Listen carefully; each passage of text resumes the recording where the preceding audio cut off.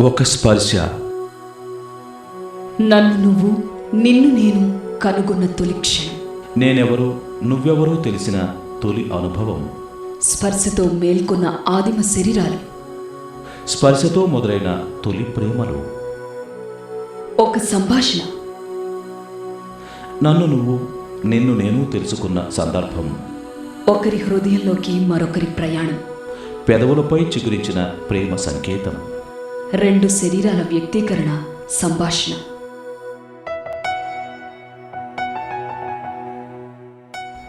ఒక స్వప్నం. నన్ను నువ్వు, నిన్ను నేను చేరుకోలేని దూరం. 1000 కౌగిలింతల తరువాత కలిగే వియోగం. శరీర తీరాల వెంట తెలియని అన్వేషణ. అర్ధరాత్రి కలలో పలవరింత. స్వప్న లిపిలో రాసుకున్న ప్రేమ లేఖలు.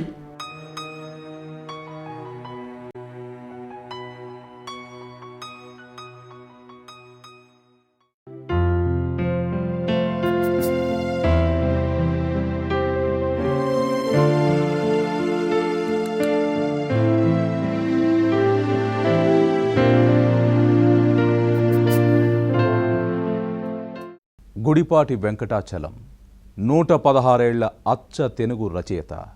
తెలుగు వాళ్లకు ప్రేమించడం నేర్పినవాడు, ప్రేమకరహమైన సంస్కారాన్ని బోధించినవాడు, ప్రేమలో ఔన్నత్యాన్ని చూపించినవాడు, ప్రేమలేని జీవితం మృత్యువుతో సమానమని ప్రకటించినవాడు.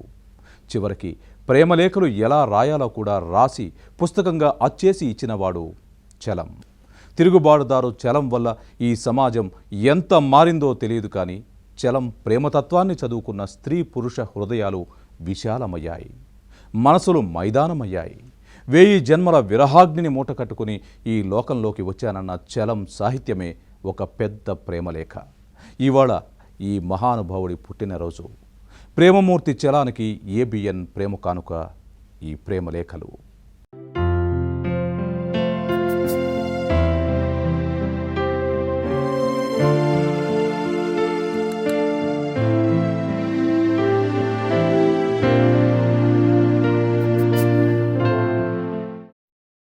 పువ్వు పుట్టగానే పరిమళిస్తుంది.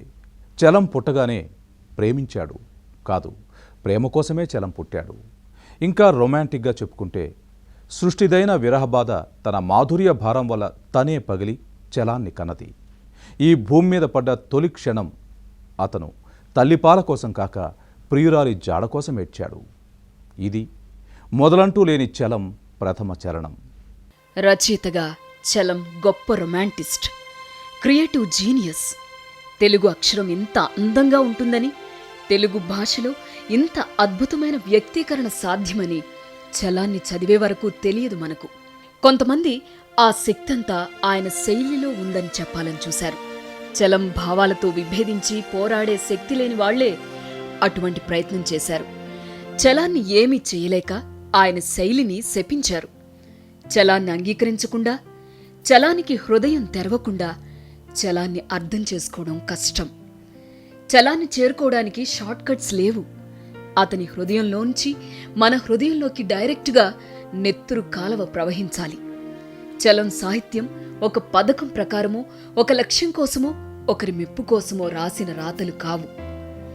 ఆయన మాటల్లోనే చెప్పాలంటే, ఊరికే రాయాలని రాసిన పుస్తకం ఒక్కటీ లేదు, ఒక్క కథ లేదు. నన్ను చీల్చుకుని నా రక్తంలోంచి వచ్చిన సత్యాలవి. బాధపడాలి, నలగాలి జీవిత రథచక్రాల కింద.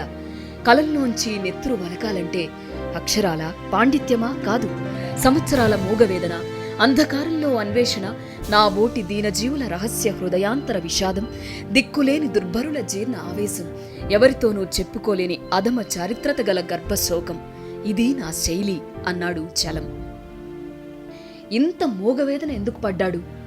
లోకంతో ఇంత విరోధము ఎందుకు కొని తెచ్చుకున్నాడు అంటే ఒక్కటే సమాధానం: ప్రేమ కోసం, ఆ ప్రేమను పొందే అర్హత కోసం. చలం దృష్టిలో ప్రేమను మించిన జీవితాశయం లేదు, జీవితాదర్శమూ లేదు.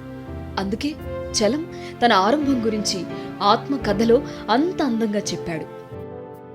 1000 జన్మల విరహాగ్నిని మూటగొట్టుకొని ఈ లోకంలోనికి వచ్చాననుకుంటాను. నా నోటి నుంచి వచ్చిన మొదటి శబ్దం పేరులేని నీ పేరు. మూర్ఖులు వీళ్ళు, అది పాల కోసం ఏడుపు అనుకున్నారు అంటాడు. అంతటితో ఆగకుండా సృష్టిదైన విరహ బాధ తన మాధుర్య భారం వల్ల తనే పగిలి మనిద్దరినీ కన్నదని ప్రియురాల్ని కూడా వెంట తెచ్చుకుంటాడు. ప్రేయసి వెంటలేని చలాన్ని, ప్రేయసి కోసం విరహంతో ఊగిపోని చలాన్ని ఊహించలేం. చలం పేరు వినగానే అభిమానులకైనా విమర్శకులకైనా ఒక క్షణం గుండె ఆగి స్పందించే పేరు. అటువంటి రచయిత ఆయనకున్న సహజమైన ఫ్లో కానీ ఏదైనా అనుకరించడానికి వీలు కంది ఆయన ఎవరిని అనుకరించలేదు. ప్రేమతత్వం అంటారా, ఆయనకి చలం రచనల్లో మనకు ప్రధానంగా కనిపించేది మనిషిలో ఉన్న ప్రేమరాహిత్యం వల్ల మనిషి ఎదుర్కొనే రకరకాల మానసిక ఆందోళనలు. ఇదంతా మనం ఇప్పుడున్న సమాజంలో మనం సైకాలజీ అని రకరకాలుగా విశ్లేషిస్తున్నాం, కానీ ఆయన ఎప్పుడో దానికి ఉన్న సమాధానాలు కూడా రాసి పెట్టేశారు. ఈ ప్రేమరాహిత్యం మూలానే మనకి ఏ రకమైన సమస్యలు వచ్చినా, ప్రపంచంలో మనిషి ఉన్నంతకాలం, ప్రకృతి ఉన్నంతకాలం చలం రచనలు ఏ జనరేషన్కైనా రెలవెంట్గా ఉండేవి, ఏ తరానికైనా అవసరమైనవి. ఎందుకంటే మనిషి ఉన్నంతకాలం మనిషి హృదయం ఉంటుంది, హృదయం స్పందిస్తూనే ఉంటుంది. ఆ హృదయానికి ప్రేమ అవసరం. మెటీరియలిస్టిక్గానే కాదు, మనిషికి మానసికంగా అవసరమైనవి కూడా చాలా ఉన్నాయి. అవన్నీ ఎలా వెతుక్కోవాలి, ప్రకృతి నుంచి ఎలా సాధించాలి అనేది కూడా చలం మనకి ఎంతో నేర్పాడు. అది ఏ తరానికైనా అవసరమైన విషయం. తన జన్మ వృత్తాంతాన్ని ఇంత కవితాత్మకంగా ప్రకటించుకున్న చలం ప్రేమ, దాని వ్యక్తీకరణను సాహిత్యంలో మరింత అద్భుతంగా పలికించాడు. మగవాడు కావడం వల్ల స్త్రీని, ఆమె సౌందర్యాన్ని ఆలంబన చేసుకునే రాతలు రాసినా అది స్త్రీ పురుషులిద్దరి హృదయాల్ని సమంగా తాకుతుంది. చలం పాత్రలు పలికే ప్రేమ కంటే చలం నేరుగా చేసే ప్రకటనలు మరింత శక్తివంతంగా, మరింత ఆకర్షణీయంగా ఉంటాయి. చలమంత వివాదాస్పద రచయిత మరొకరు లేరు మనకు. ఆ వివాదం చలం తనకు తాను సృష్టించుకున్నది కాదు. చలం భావాల వల్ల, ఆ భావాలను వ్యక్తీకరించే పద్ధతి వల్ల వచ్చిన వివాదం అది. చలం బతికున్నంతకాలం ఆ వివాదం ఉధృతంగా సాగింది. చనిపోయాక కూడా వివాదాలున్నా సమాధానం చెప్పడానికి చలం లేడు. బతికుండగా తనపై దాడి చేసిన ఏ కుహనా విమర్శకుణ్ణి చలం విడిచిపెట్టలేదు. ఆ విమర్శలన్నీ తాను నమ్ముతున్న విలువలపైనే కాబట్టి చలం తన రచనలలో కంటే ఎక్కువ కసిగా విమర్శకులకు సమాధానం చెప్పాడు. స్త్రీ పురుష సంబంధాల విషయంలోనే ప్రధానమైన పేచీ కాబట్టి ఆ విషయంలో చలం మరింత దూకుడుగా కనిపిస్తాడు. అదే సమయంలో సహృదయులైన పాఠకుల్ని దృష్టిలో పెట్టుకుని ప్రేమను మరింత ఆకాశానికి ఎత్తివేస్తాడు. స్త్రీ, ప్రేమలేఖలు, మ్యూజింగ్స్, బిడ్డల శిక్షణ, ఆత్మకథ వంటి రచనల్లో చలం ఆ రూపంలోనే కనిపిస్తాడు. స్త్రీకి రాసిన అంకితమే చలం మేనిఫెస్టో. అదొక్కటి చాలు చలం ప్రేమ సారం తెలుసుకోవడానికి. నాకు ఒక్క నిమిషం విశ్రాంతినివ్వక మహాప్రణయ మారుత వేగం మీదనో, అగాధ వినియోగ భారం కిందనో చీల్చి నలిపి ఊపిరాడనీయక నా జీవితాన్ని పాలించే స్త్రీలోకానికి అంకితం అన్నాడు. నిజంగానే చలానికి స్త్రీ ప్రేమ తప్ప ఈ లోకంలో వాంఛించదగిన విలువ కాని, అనుభవం కాని, ఆదర్శం కాని ఏదీ కనిపించలేదు. లోకంలోని అన్యాయాల గురించి, నీతుల గురించి కూడా చలం చాలా చాలా రాశాడు.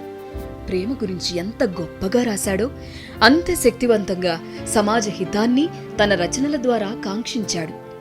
చలం ఎన్ని యుద్ధాలు చేసినా, ఎన్ని తిరుగుబాట్లు చేసినా చివరికి అతని ప్రాణం ప్రేమ చిలకలో చిక్కుకుపోయి ఉంటుంది. స్త్రీ సౌందర్యంలో లీనమైపోతుంది. అందుకే నీవుండబట్టి ఈ ప్రపంచం ఇంత సుందరమూ హృదయాకర్షమూ నాకు. లేకపోతే ఈ లోకానికి నాకు సంబంధం ఏమిటి? లోహపు బిళ్లల్ని, నీతి ప్రతిష్టల్ని ఆరాధించే ఈ ప్రజలతో నాకు సాపత్యమేమిటి అని జీవితమంతా ప్రశ్నించాడు.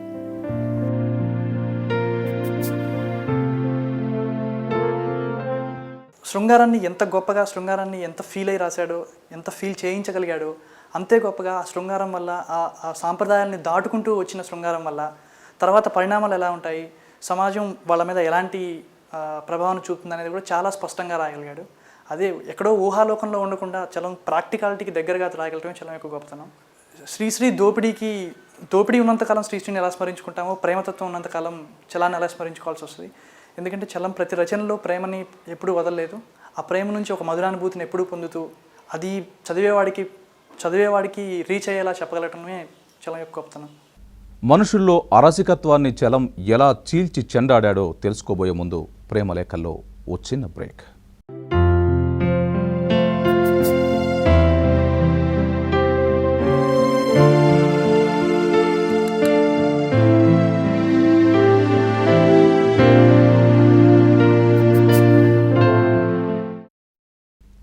అరసికత్వాన్ని చలం అస్సలు భరించలేడు. అందుకే చలం అంత గొప్ప వ్యంగ్యాస్త్రాలు విసరగలిగాడు. ఆత్మలు మందపు ఇనుప పొరల కింద మిణుకుమిణుకుమంటున్న జడ పదార్థాలను చలం అంత కసిగా కొల్లబొడవగలిగాడు. ప్రేమ కోసం ఎన్ని శక్తివంతమైన మాటలు చాలట్లేదని తనపై తానే విసుక్కున్న చలం ప్రేమరాహిత్యం మృత్యువుతో సమానమని ప్రకటించేదాకా వెళ్ళాడు. శ్రీశ్రీ మహాప్రస్థానానికిచ్చిన యోగ్యతా పత్రంలో చలం ఓ ముచ్చట రాస్తాడు. ఏమిటి వంతెన మీద నుంచొని చూస్తున్నావు? సంధికేసి. ఎవరామే అంటే ఏం మాట్లాడగలిగాను అంటాడు.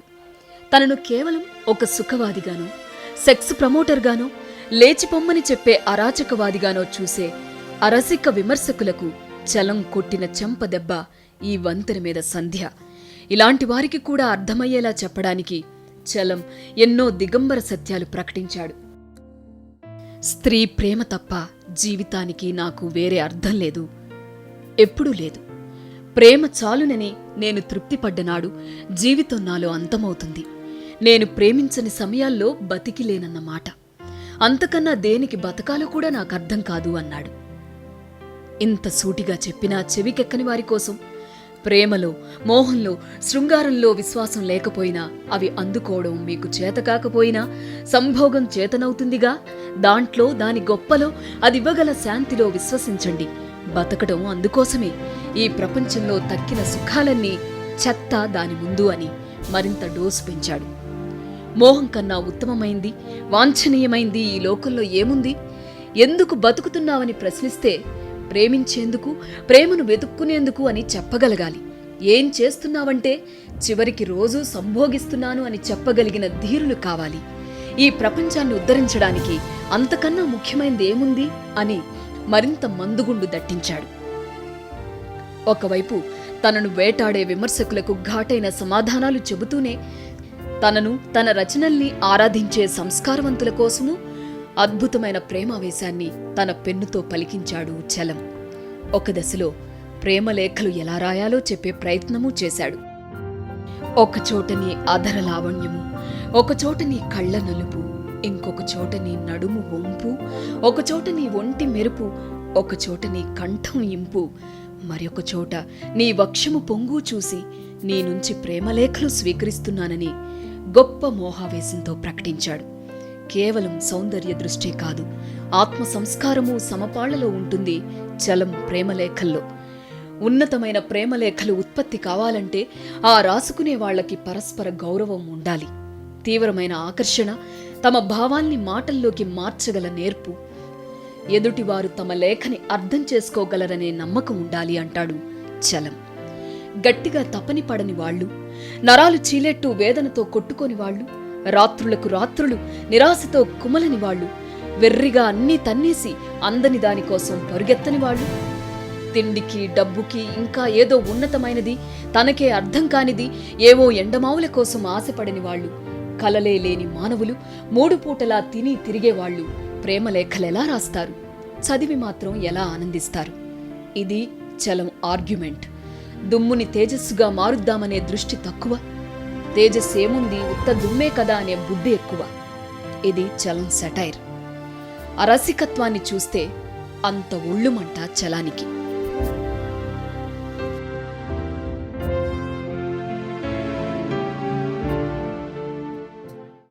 చలం ప్రేమతత్వాన్ని గురించి మాట్లాడాలి అంటే ముఖ్యంగా ప్రేమలేఖలు ఒక్కదాని గురించి మాట్లాడితే సరిపోతుందేమో అనేది నా ఫీలింగ్. ప్రేమలేఖలు పుస్తకం మొత్తాన్ని కూడా మొత్తం చదువుతూ వెళ్తే స్త్రీ పురుషుల మధ్య ఉండాల్సినటువంటి సంబంధాలు, భార్యాభర్తల మధ్య ఉండాల్సినటువంటి సంబంధాలు ఎలా ఉండాలి, ప్రేమ అంటే ఏంటి, ఆకర్షణ ఎలా ఉంటుంది, మోహం ఎలా ఉంటుంది, ఆకర్షణకి, మోహానికి లేదా ప్రేమకి వీటి మధ్య ఉన్నటువంటి తేడాలేంటి, ఇవన్నీ కూడా చాలా స్పష్టంగా దాంట్లో చెప్పినట్లుగా మనకి కనిపిస్తూ ఉంటుంది. ప్రేమలేఖలు అనగానే సాధారణంగా ఎవరైనా సరే యువతీయుకులు అంటే టీనేజ్ పిల్లలు రాసుకునేటటువంటి ఇమెచ్యూరిటీ తోటి ఉన్నటువంటి లేఖలు జనరల్గా అనుకుంటుంటారు.